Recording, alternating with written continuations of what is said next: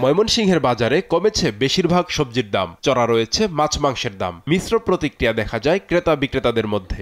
বটবটি 60, পেঁপে বিকতেছে 70-80, লেবু হইলো 10 টাকা আলি, শসা 60 টাকা কেজি, পটল 60 টাকা কেজি, বেগুন 70-80, চিচিঙ্গা 50-60, বাঁধাকপি আছে এখন ডাল সিজন 80 টাকা, কাঁচা কলা বিকতেছে 30, আম বিকতেছে 40 টাকা, ধনিয়া পাতা বিকতেছে 100 গ্রাম 20 টাকা।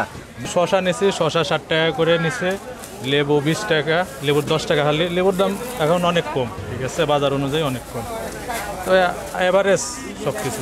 সপ্তাহের ব্যবধানে ভোলার বাজারে বেড়েছে সব ধরনের সবজির দাম। আগের দামে স্থিতাবস্থায় মাছ মাংসের বাজার। নিত্য পণ্য তো ওঠানামা করে, ধরেন 2 দিন আগে একরকম কিনলাম, এখন বেশি, আবার 2 দিন পরে কমও হয়।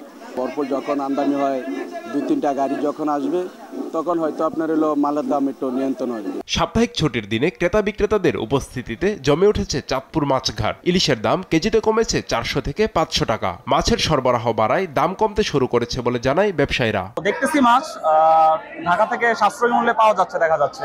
নৌকার বাজারে আসতে শুরু করেছে দেশীয় নতুন চাল। সরবরাহ বাড়ায় সব ধরনের চালের দাম কেজিতে 4 থেকে 5 টাকা করে কমেছে। এদিকে চালের দাম কমায় খুশি নিম্ন আয়ের মানুষ। পুরোদমে নতুন চাল আসতে শুরু করলে দাম আরো কমতে পারে বলে জানিয়েছেন বিক্রেতারা। নতুন যেগুলো চাল আসছে এগুলো কেজি 10 থেকে 15 টাকা দাম কমেছে, আর পুরানা যেগুলো চাল সেগুলো আগের রেটে বিক্রি হচ্ছে। পুরানা চালের দাম সাবেকি আছে, কিন্তু নতুন চালের দাম কিছু না কমেছে।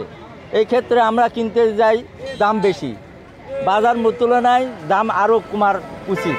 চট্টগ্রামে গ্রীষ্মের শুরুতেই চড়া সবজির দাম বেড়েছে মাছেরও, তবে কিছুটা নাগালে আছে মুরগির দাম। আব্দুল্লাহ আল মারুফ, নিউজ ডেস্ক, দেশ টিভি।